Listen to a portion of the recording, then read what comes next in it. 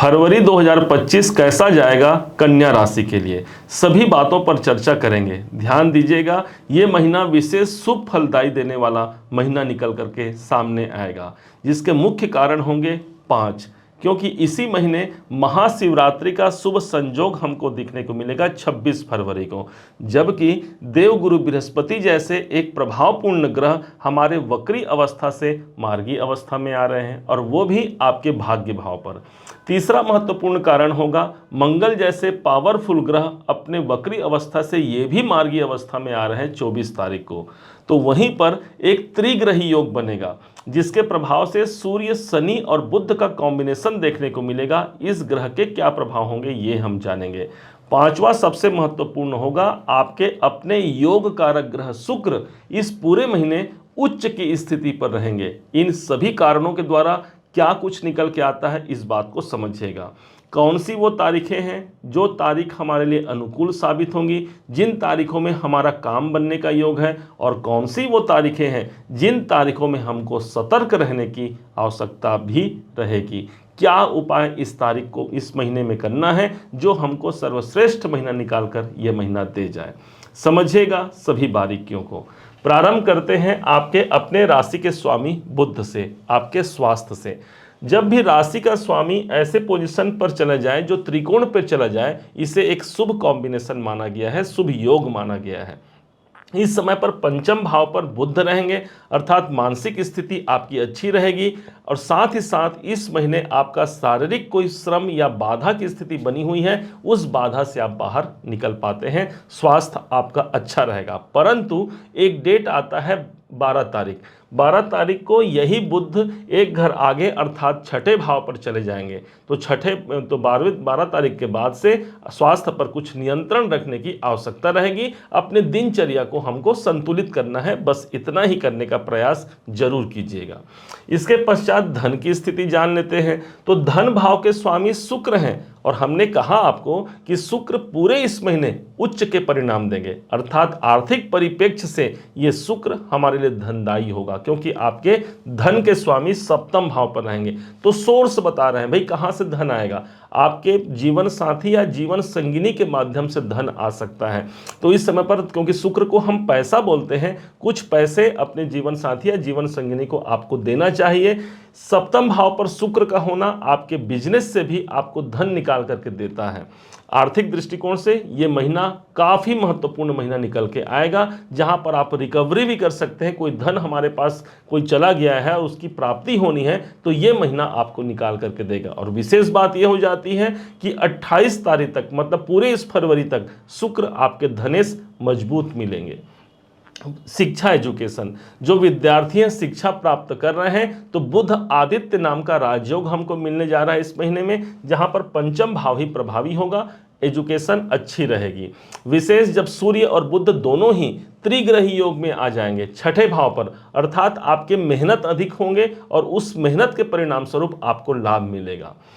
नौकरी की स्थिति समझें तो नौकरी के घर पर, हमारे जॉब के घर पर ऑलरेडी शनि बैठे हुए हैं। 12 तारीख के बाद त्रिग्रही योग यहीं पर बनेगा, जहां पर कुंभ राशि में ये तीनों ग्रह सूर्य, बुध और शनि विद्यमान रहेंगे। कन्या राशि के छठे भाव पर यह योग बनेगा। नौकरी कार्य क्षेत्र पर एक नई उन्नति का योग बनेगा। सूर्य को गवर्नमेंट कहा गया है, इस दिन जो सरकारी नौकरी की तैयारी कर रहे हैं या गवर्नमेंट से जुड़ा कोई काम अटक रहा है, तो ये 12 तारीख के बाद विशेष संभावना इस कार्य की पूर्ति हेतु हमको निकलकर सामने आती है।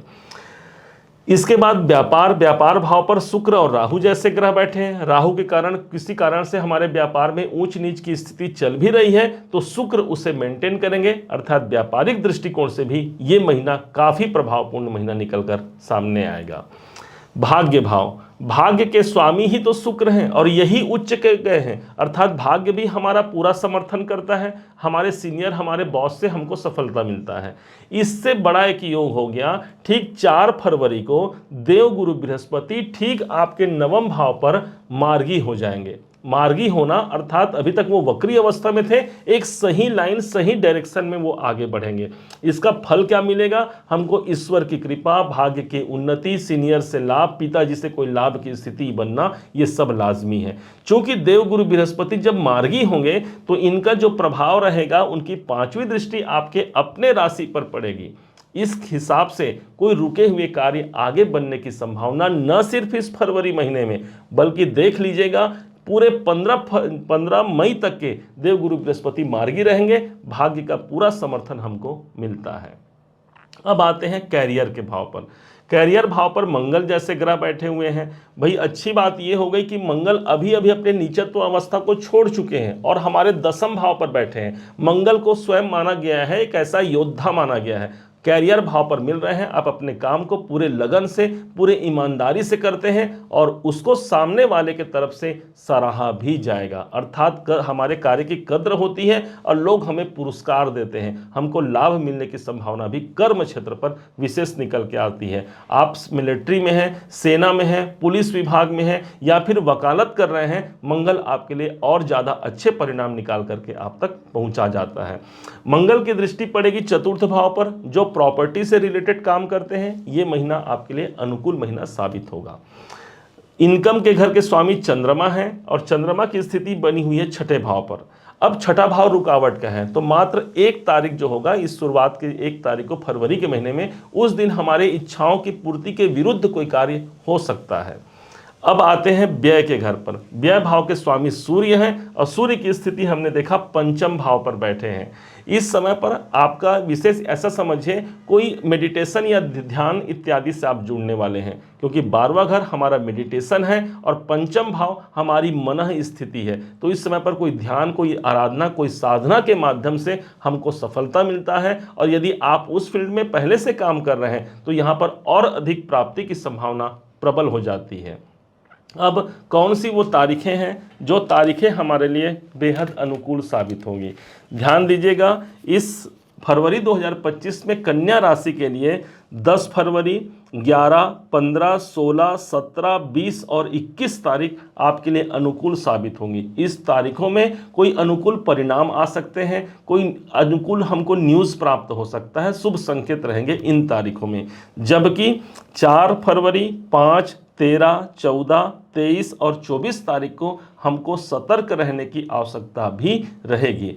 यदि इन तारीखों में भी कोई आवश्यक कार्य करना पड़ भी जाए तो अपने गुरुवर का आशीर्वाद लेकर के, अपने इष्ट देव का सुमिरन करके आप उस कार्य को संपन्न करा सकते हैं। अब आते हैं कौन सा उपाय करना चाहिए। ध्यान दीजिएगा, इस पूरे महीने में देखा जाए तो सूर्य की स्थिति 11 तारीख के बाद 6ठे भाव पर आ रहा है, तो इसलिए हमको भगवान सूर्य की आराधना करनी चाहिए, भगवान सूर्य को जल अर्पण करना चाहिए। भगवान भानु सभी प्रकार के हमारी भावनाओं को समझते हुए हमारे कार्य को सिद्ध करा जाएंगे। भगवान सूर्य के लिए ओम घृणे सूर्याय नमः का मंत्र जाप भी आप कर सकते हैं। उम्मीद है आप सबने इसे समझा, आप सबने इसे जाना है। यदि आपने इसे समझा है, जाना है, मेरे समझाने का प्रयास यदि आपको सार्थक लगा हो, मेरे समझाने का तरीका यदि आपको सार्थक लगा हो, तो हर बार की भांति इस बार भी अपना प्यार भरा लाइक और कमेंट करना कभी मत भूलिएगा। और हाँ, यदि अभी तक आपने चैनल को सब्सक्राइब नहीं किया है, सब्सक्राइब जरूर कीजिएगा। पुनः एक बार फिर आप सभी का दिवस बहुत मंगलमय हो, इन्हीं शुभकामनाओं के साथ जय श्री राम।